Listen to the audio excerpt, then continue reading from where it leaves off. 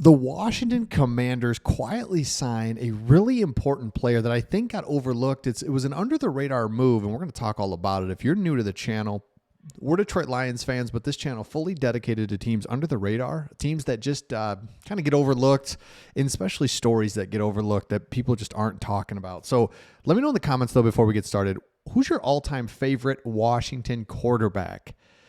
Give me a sneaky one. You know, Theismann, right? Like Robert Griffin III. Man, he had a couple of games where it was just like, are you kidding me? This is the future of football. Like, this is crazy.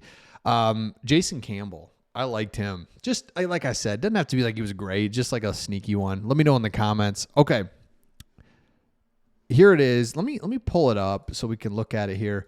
If you're looking through the kind of what the Commanders have done, you're like, all right, resign, Marcus Mariota, cool, got a center. It's like, wait a second.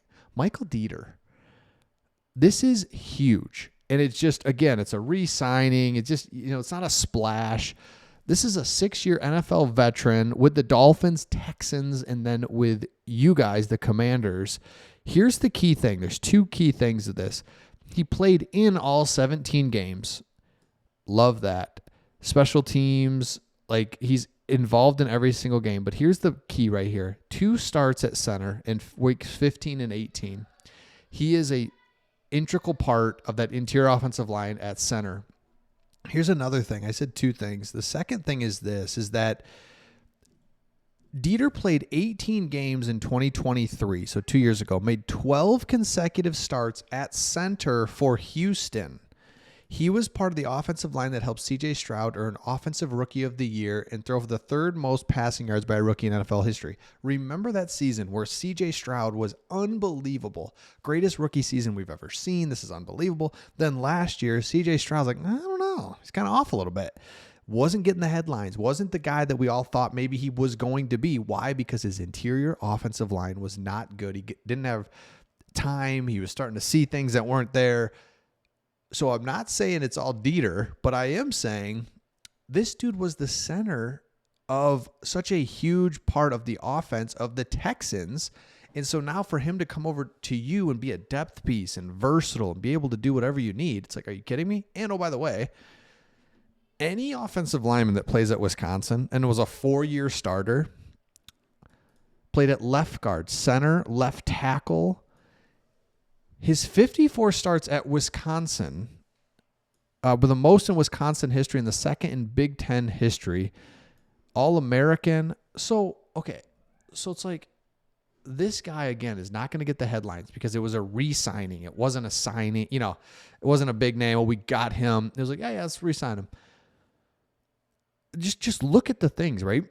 Again, any offensive lineman from Wisconsin, check. Oh, he started more games in Wisconsin history than anybody else. Okay, he must be pretty dang good. His previous roles, he started, he's played. This isn't just some like backup guy. This is a depth piece guy that you're going to bring in. You have options at center. You kidding me? And when he was with the Texans, he was unreal. So these are the types of moves that, again, because the Commanders did so many headliners, it's easy to miss this. It's easy to just not really notice some of these other moves. So don't forget that. So let me know in the comments your thoughts on that. Now, so you got Deiter.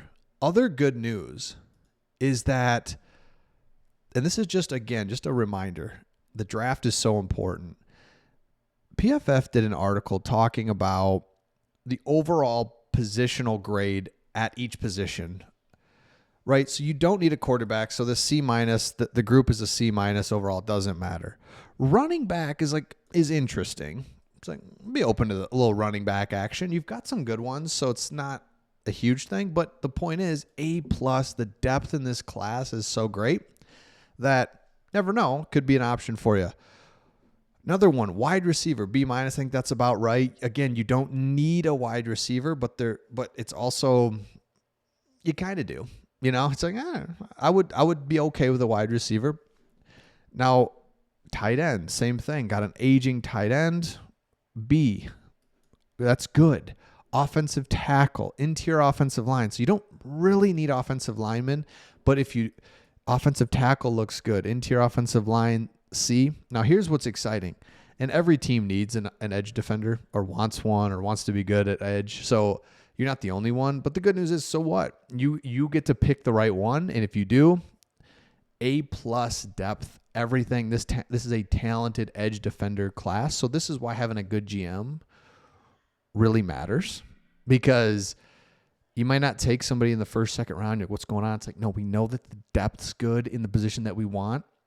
We'll be fine holding off a little bit and getting somebody else. So love to see that edge defender.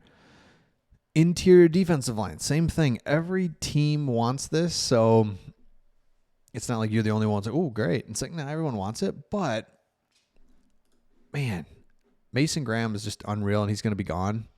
But Kenneth Grant, Derek Harmon, there's just guys. Linebacker, that's unfortunate. You need one. You know, you kind of want to just start building that depth up. Corner, maybe. Safety, yeah. So that's a tough blow. Linebacker, corner, and safety. Again, everybody wants a corner, so that's tough, and it's just hard to find those guys. That's why you take a corner early. But in general, pretty excited about that. Now, also, you go and look, and this is an example, those day 2 players that are kind of headliners. So you don't need a quarterback. Running back, RJ Harvey. You don't really need a running back.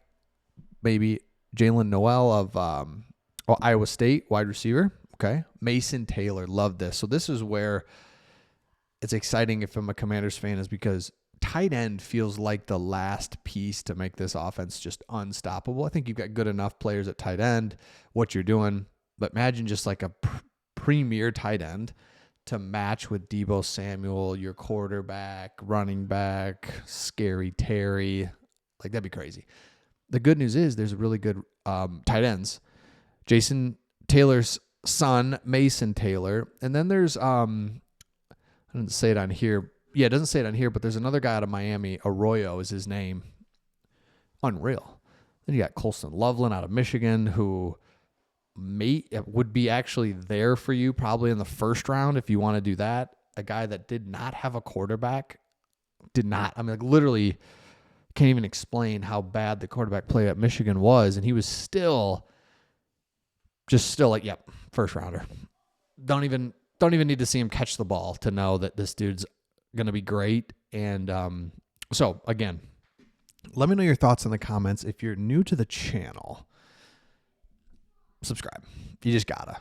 We're going to be talking about you even after you beat us in the playoffs. Even after you did that to us. Whew, just came right in and the game was over. That's how it felt. Like, all right, let's see what happens here. And the next thing you know, it's like, the game's over? What just happened? How did this happen? Oh, man. I'm not over it, but I'm able to talk about it. You know what I mean? You know how it goes. On to next year. Oh, man. All right. Let me know your thoughts, and we'll see all of you on the next one.